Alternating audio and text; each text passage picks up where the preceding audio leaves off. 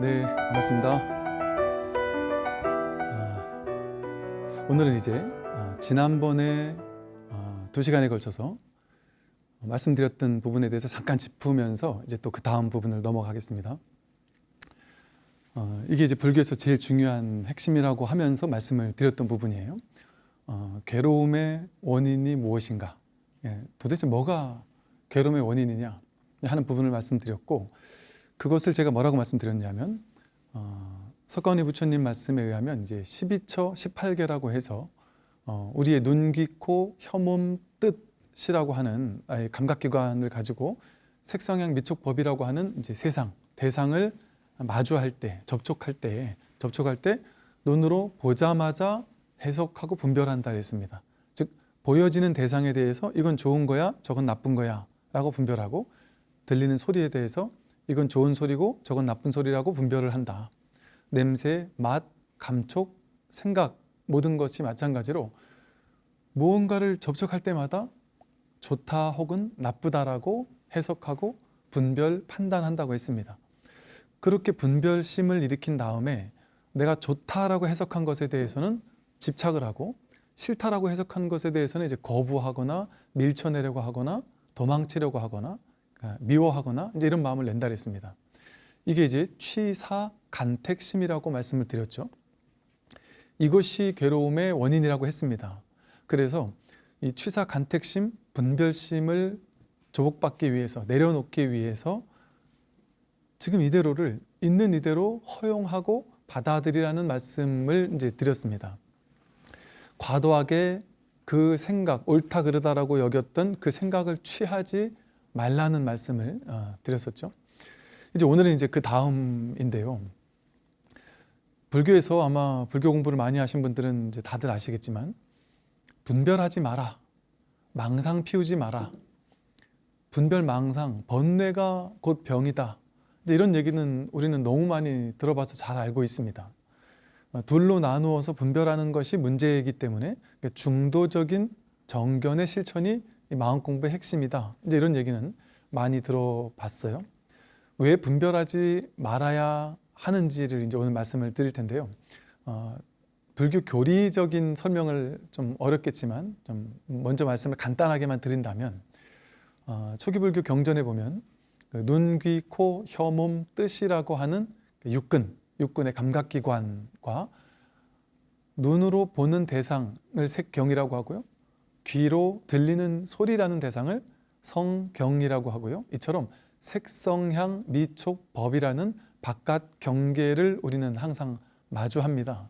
접촉하는 거죠. 눈으로 뭔가를 본다, 보는 접촉, 귀로 소리를 듣는 접촉, 코로 냄새 맡고 입으로 맛보고 몸으로 이렇게 감촉을 느끼는 접촉, 또 뜻으로 다양한 많은 유형 무형의 많은 것들을 생각하는 이 접촉이 있단 말이죠.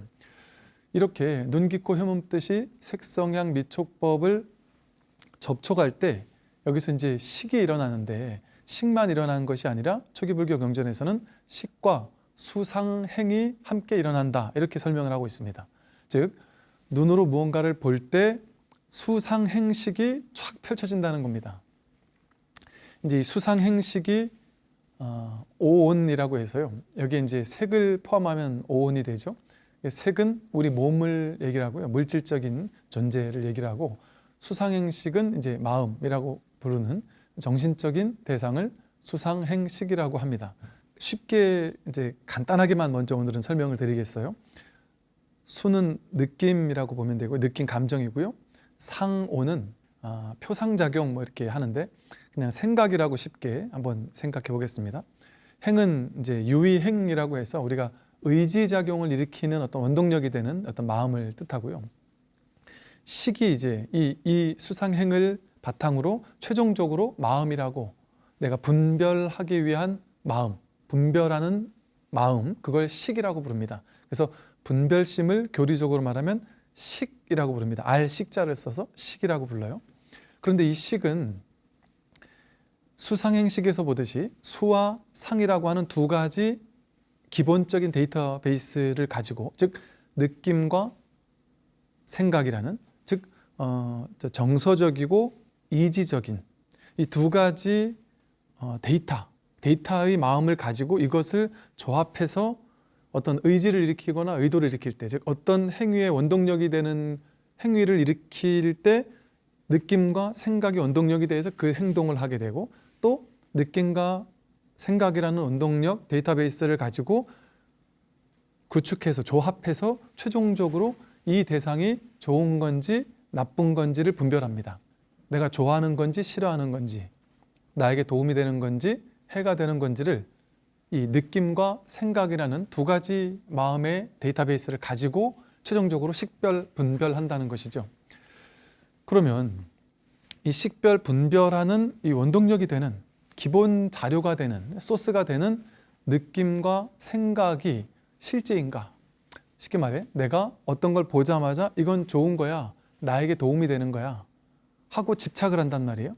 또 어떤 건 이건 나에게 도움이 되지 않는 거야, 내가 싫어하는 거야, 나에게는 아주 안 좋은 거야 라고 생각을 하거든요. 분별을 하거든요. 근데 그 분별하기 이전에 먼저 느낌이 일어납니다. 좋은 느낌이, 어떤 대상을 보면 좋은 느낌이 일어나고 어떤 대상을 보면 나쁜 느낌이 일어나요.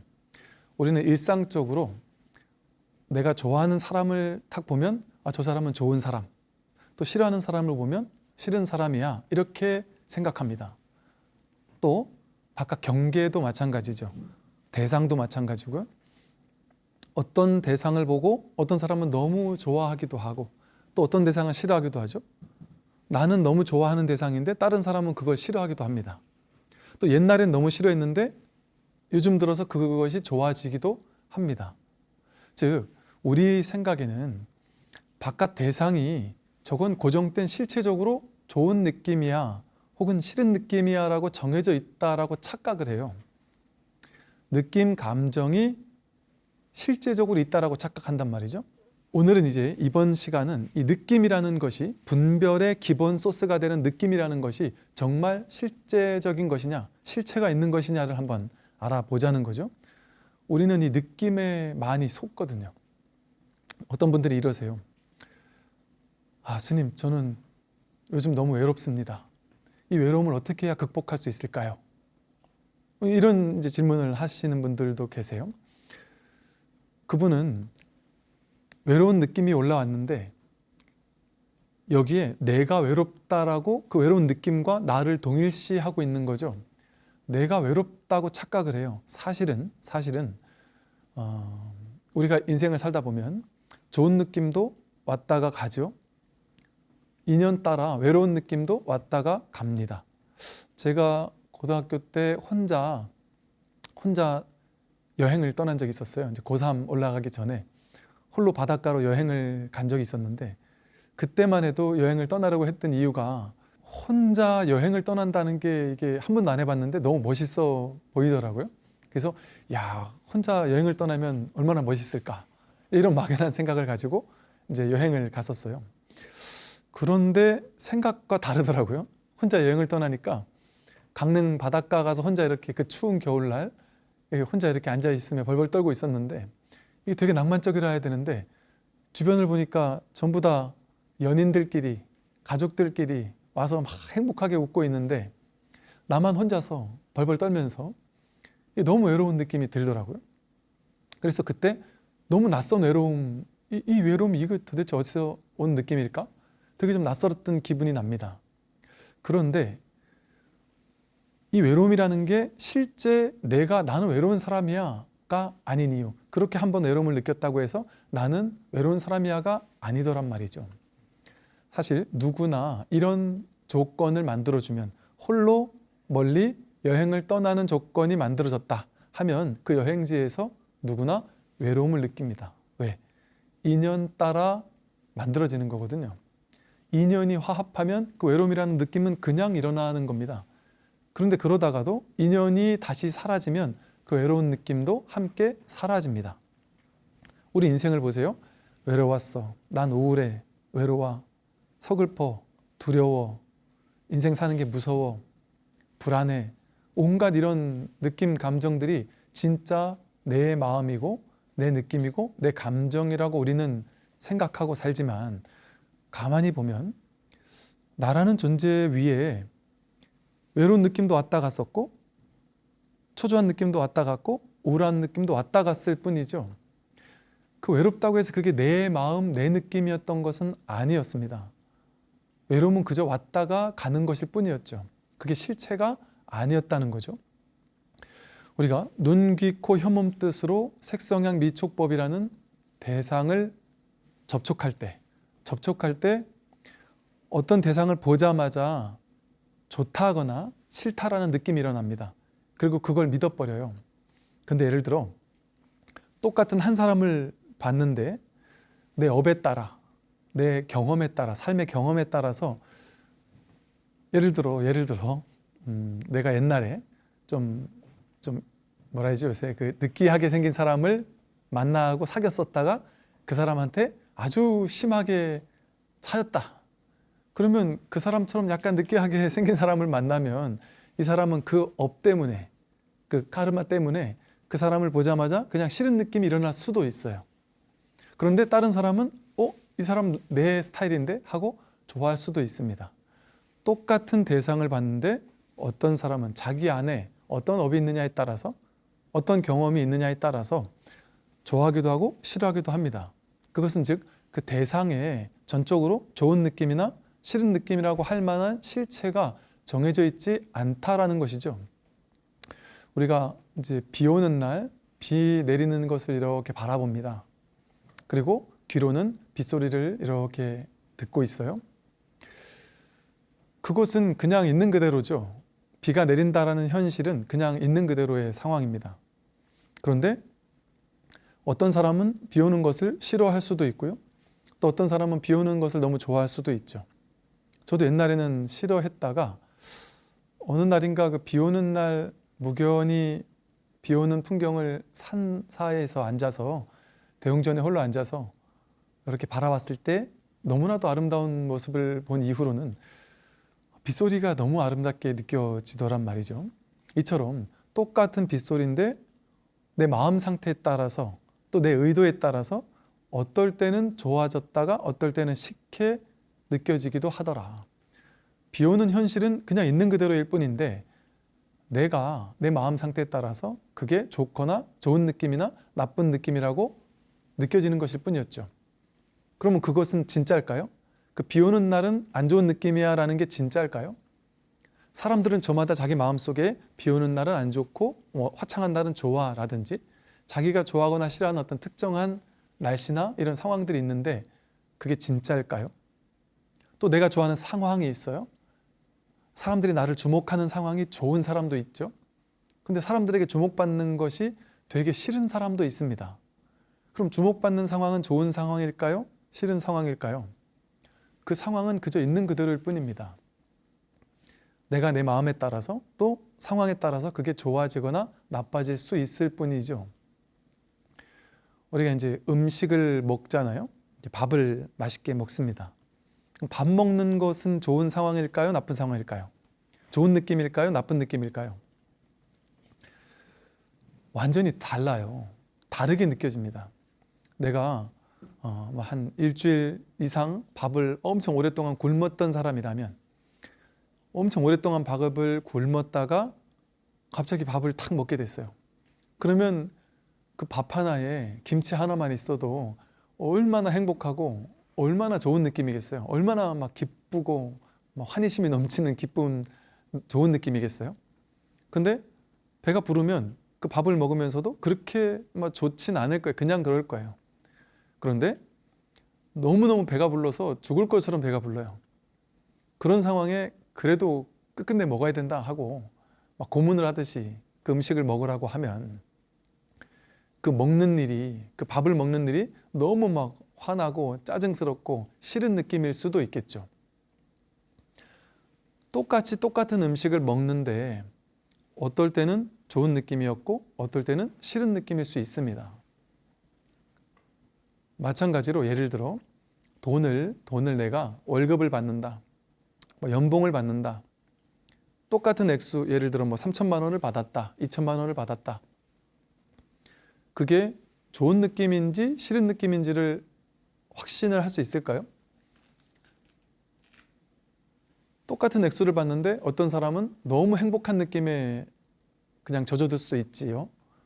그런데 또 다른 사람은 똑같은 월급을 받았는데도 불구하고 너무나 막 괴로운 느낌에 휩싸일 수도 있습니다. 질투감이 느낄 수도 있고요. 가난하다라는 느낌에 막 빠져서 좌절감을 느끼고 절망감을 느낄 수도 있습니다. 똑같은 월급을 받았는데도 불구하고 서로 이렇게 다르게 느낀다라는 건 무슨 말이겠어요? 그 월급 자체에 좋은 느낌이나 싫은 느낌이라는 고정된 실체가 없다는 겁니다. 자기 느낌을 믿다 보니까, 그걸 진짜라고 착각하다 보니까 그 느낌이라는 기본 재료로 만들어진 분별심, 좋은 느낌과 싫은 느낌이 일어나는 것을 진짜라고 여기니까 좋은 느낌이 일어난 것이 한 발 더 나아가면 애착하고 취착하려고 하거든요. 식, 명색, 유깁, 촉, 수, 애, 취라고 해서 육근과 육경, 명색과 유깁과 명색, 그리고 식이라고 하는 보여지는 어떤 의식이 일어나고 거기서 수, 느낌, 좋은 느낌, 싫은 느낌 일어나고 수 다음에 애와 취로 이어지거든요. 좋은 느낌은 애착하려고 하고 그 다음에 애착하려고 하는 것을 집착해서 내 걸로 만들려고 하는 작용이 일어난다. 그리고 싫은 느낌이 일어나는 것은 밀쳐내려고 하고 거부하려는 마음이 일어난다는 거죠. 이것을 실제화시키기 시작합니다. 그래서 이 좋은 느낌이 실제적인 좋은 느낌이라는 착각 속에서 애착하려는 마음이 일어나고 집착해서 취하려는 마음이 일어나요. 그렇게 분별이 일어나는 거죠. 그러고 나면 그 분별심과 치사간택심을 진짜라고 믿게 되고, 진짜라고 믿게 되면 이제부터는 우울한 느낌이 일어날 때 내가 괴로워 죽을 것 같아요. 왜?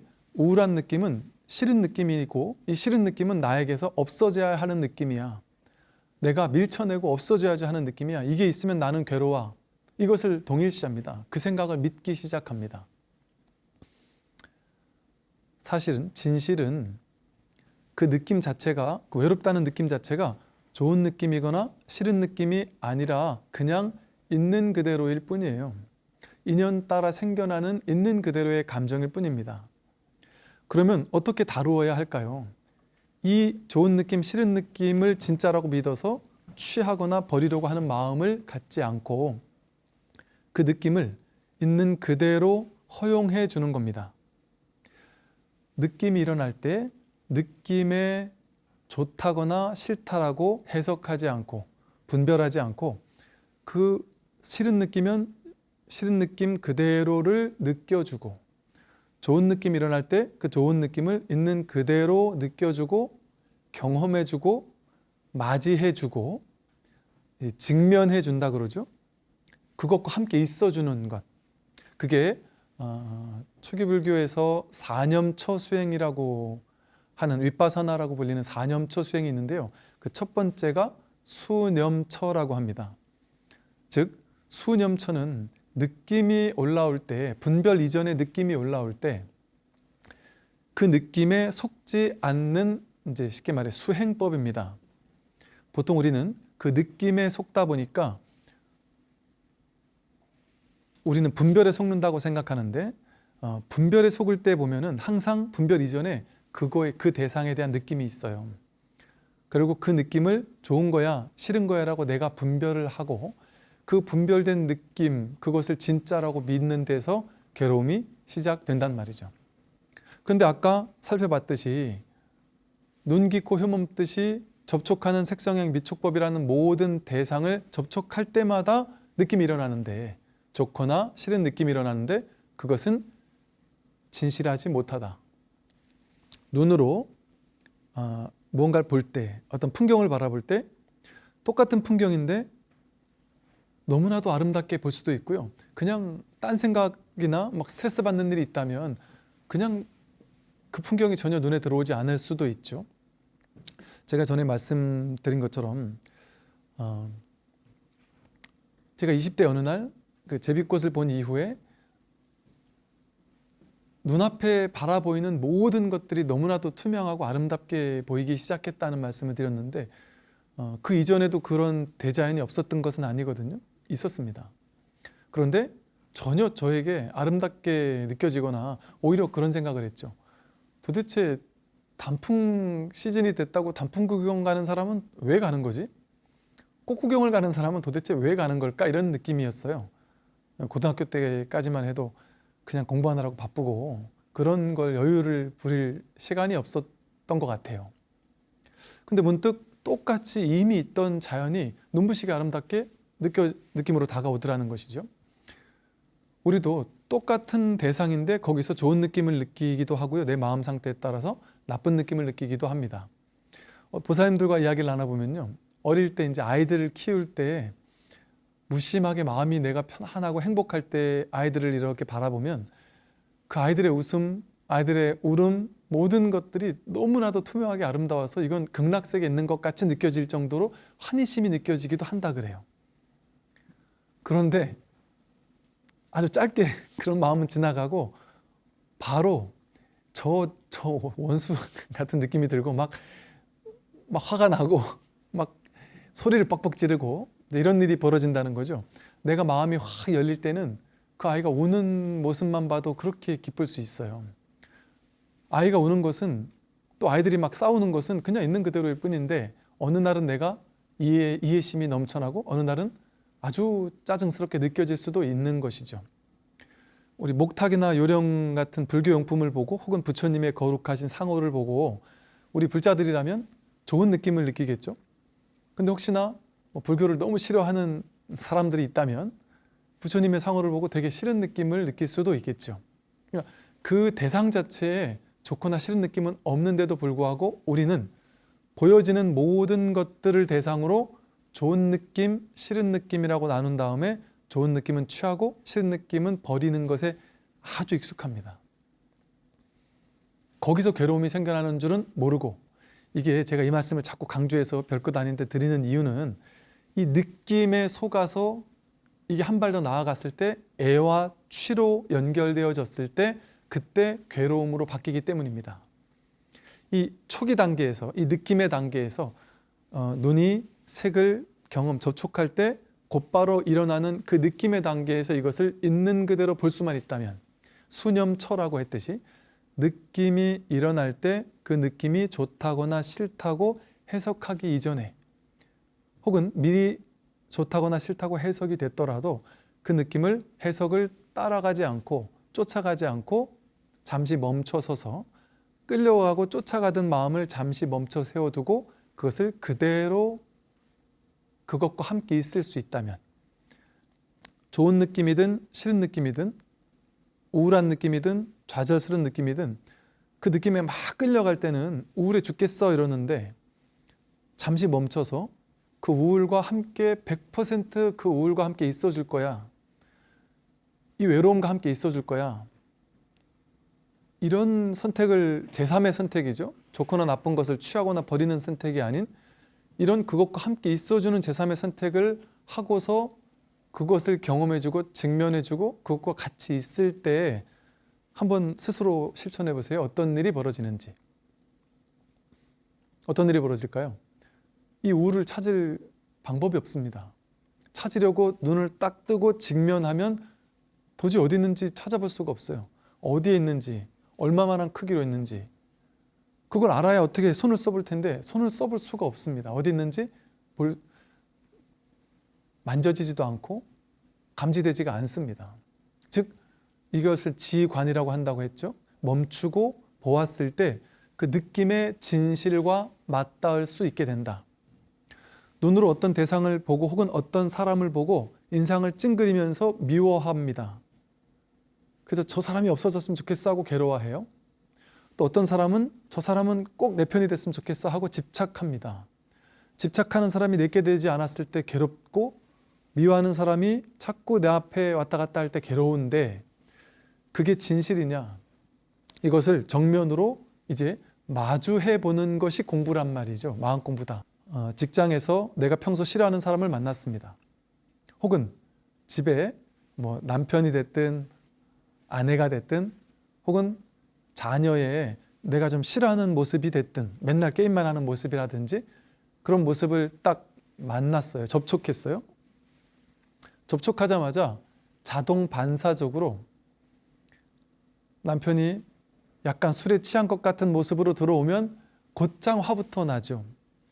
이게 이제 업식의 작용이에요. 또 먹었구나 하고 이제 마음에서 화가 날 준비가 딱 되어 있단 말이죠.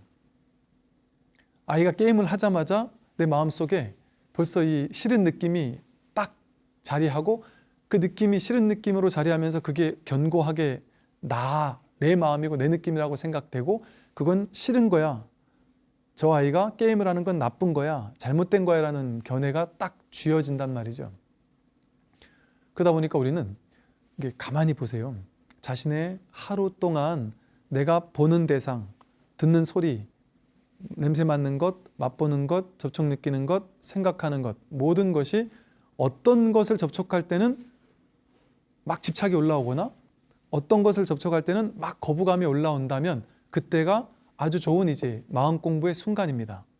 즉 절에 가서 선방에 가서 앉아 있는 것만 좌선이고 윗바사나가 아니라 바로 그렇게 욱하고 올라오는 마음, 미세하게 올라오는 느낌, 내가 특별히 좋아하는 것에 대해서 좋은 느낌, 특별히 싫어하는 대상에 대해서 싫은 느낌, 이게 올라오는 이 순간이 마음 공부에 있어서 가장 중요한 순간이다.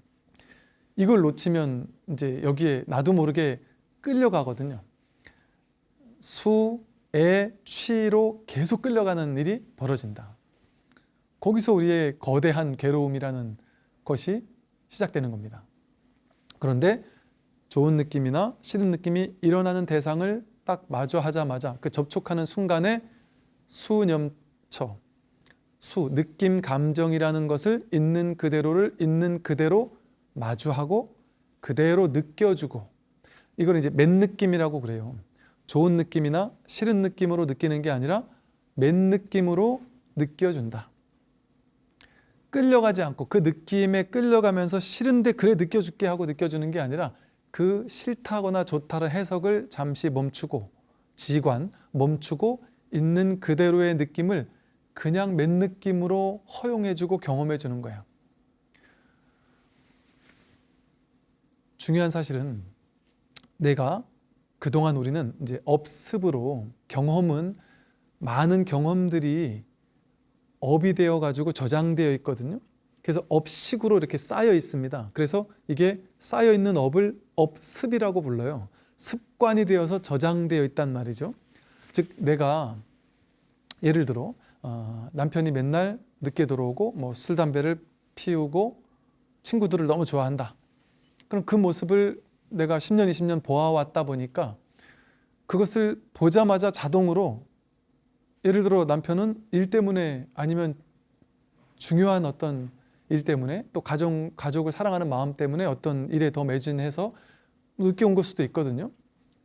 또 부득이하게 또 한 잔 마실 수도 있을 수도 있잖아요. 그런데 예를 들면 우리 안에는 지금의 특별한 상황을 있는 그대로 보는 것이 아니라 과거에 내가 습으로 쌓아왔던, 취해왔던 것, 그래서 제가 오취온이라고 한다 그랬죠. 수상행식이라는 이 마음작용을 수온을 취해버려요. 취착해서 쌓아놓는단 말이죠. 내 안에는 그 사람을 보자마자 수온이 취해져 가지고 수취온이 올라옵니다.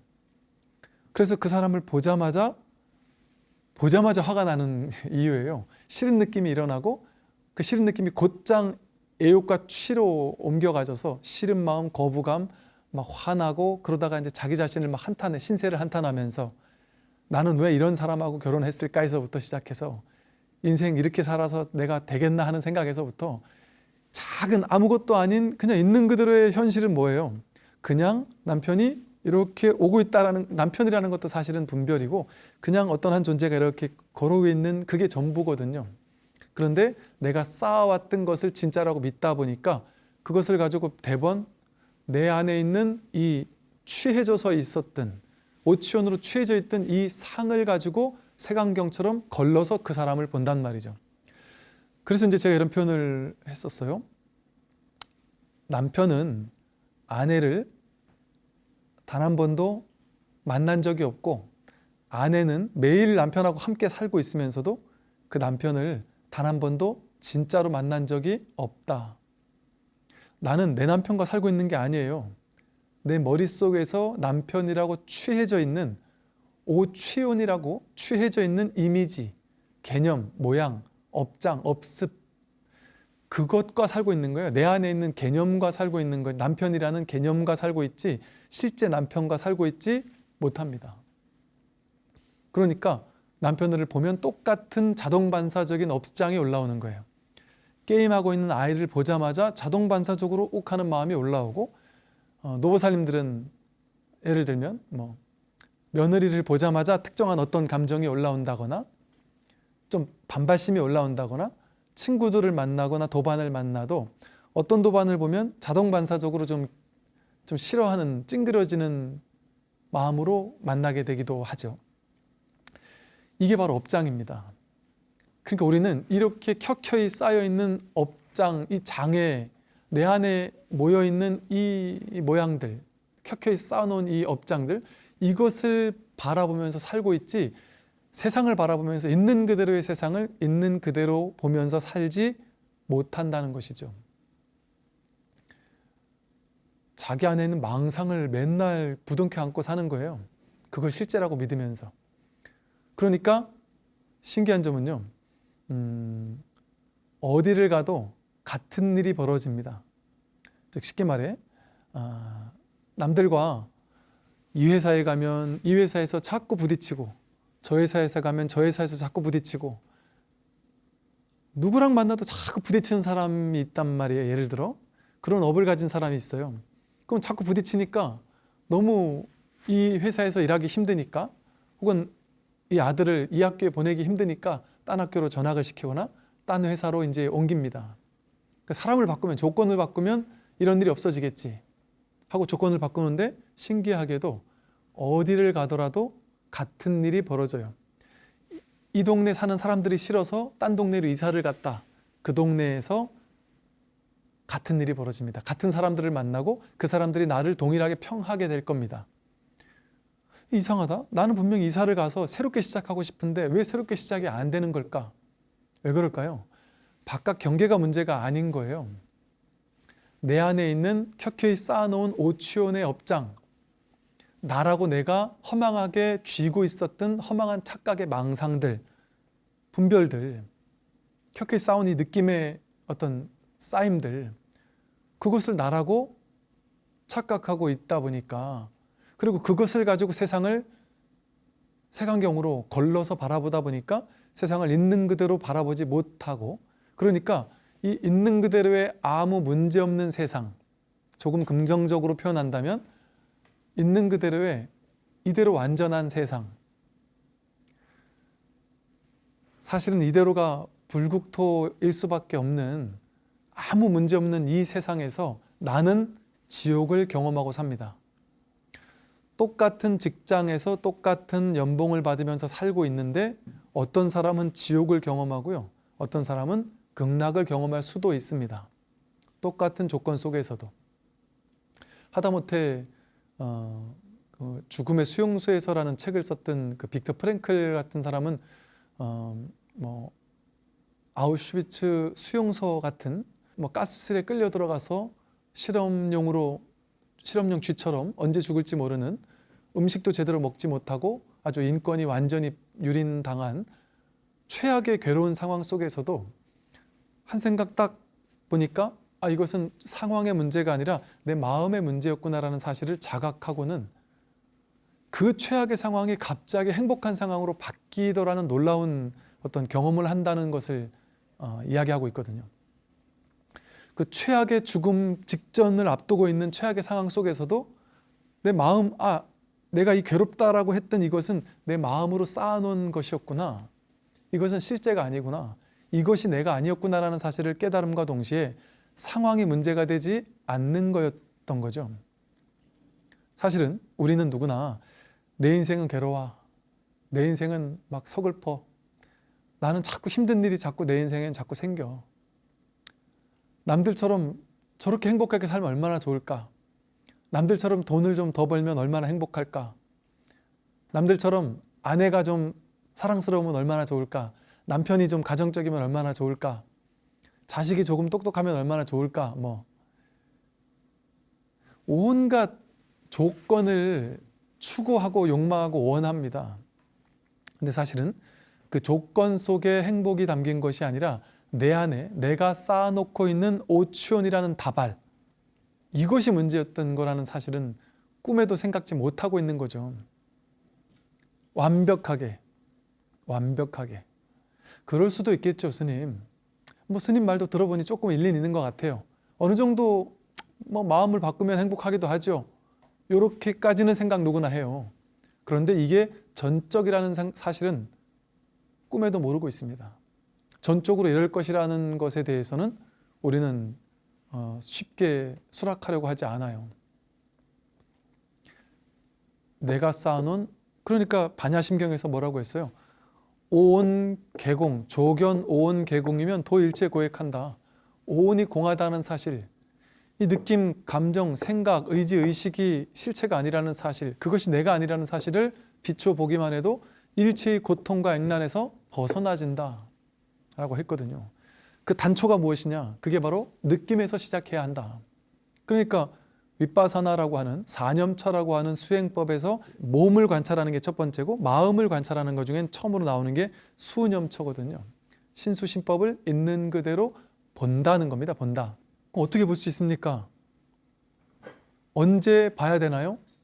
내가 내 안에서 좋다거나 싫다는 느낌이 들 때, 좋은 느낌이 일어나서 그걸 막 더 갖고 싶을 때, 이게 대상도 좋고요, 생각도 좋고 느낌도 좋고 무엇이든 상관없어요. 그걸 좋다는 느낌이 일어나서 그걸 더 갖고 싶을 때, 아, 이게 경계구나.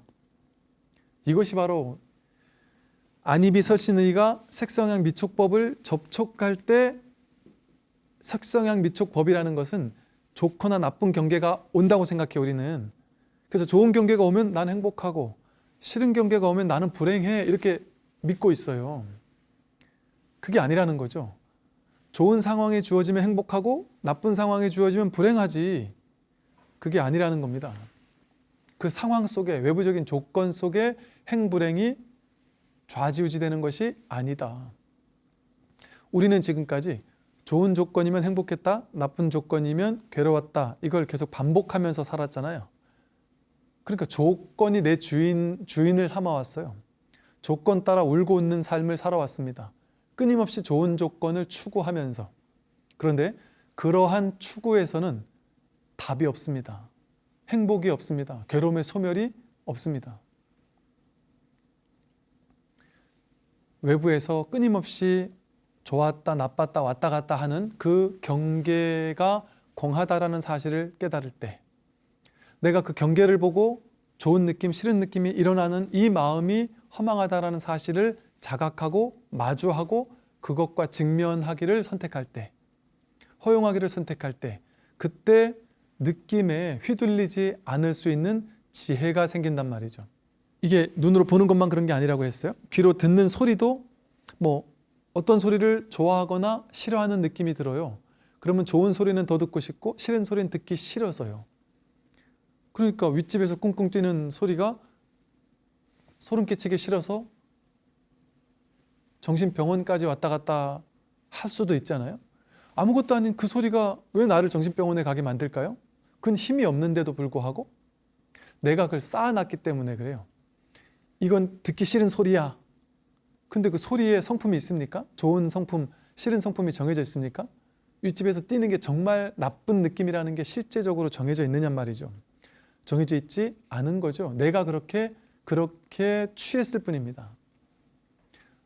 향기도 마찬가지예요. 냄새도 마찬가지고 맛보는 것도 마찬가지입니다.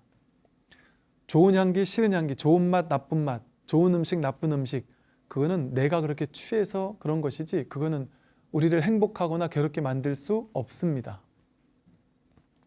제가 옛날에 한참 그 친환경 이런 거에 막 쉽게 말해 꽂혀 있을 때는요, 막 비싼 뷔페집에 가서 막 먹는 그런 거보다 그냥 단순한 심심한 이 유기농 야채 하나를 먹는 게 정말 더 행복했어요. 오래오래 씹어 먹는 게. 근데 어떤 사람은 음식을 맛있는 거 못 먹는다고 좌절감을 느낄 수 있거든요. 왜 그것이 좌절감까지로 넘어가느냐 말이죠. 집착, 취착심으로까지 넘어가서 나를 괴롭게 만드는 무언가로 전락하게 만드느냐? 그럴 수가 없다는 것이 진실입니다. 그래서 이제 오늘은 정리를 하면요. 오늘은 이제 느낌에 대해서 먼저 봤어요. 즉 분별망상을 여의면, 분별망상에 끌려가지 않으면 괴로움에서 벗어날 수 있어요. 근데 분별망상에서 끌려가는 이유는 첫째, 느낌이라는 분별망상의 원재료가 되는 첫 번째 마음, 이게 바로 수온, 느낌, 감정이라고 했습니다. 그래서 그 느낌, 감정이 일어날 때, 특히나 좋은 느낌이나 싫은 느낌이 일어날 때 잠시 멈춰서 그 느낌과 하나가 되어주고, 그 감정과 싫은 감정이든 좋은 감정이든 판단 분별하지 않고 그 느낌을 그냥 느껴주는 공부, 그게 이제 마음 공부의 첫 번째 수념초의 수행이다 하는 마음으로 그냥 직면하는 연습을 한번 해보시기를 바라겠습니다. 네, 이렇게 오늘은 이제 수온, 감정과 이제 느낌을 이제 다스리는 공부를 한번 이야기를 해봤습니다. 다음 시간에는 이제 생각, 상온에 대해서 한번 조금 더 살펴보도록 하겠습니다.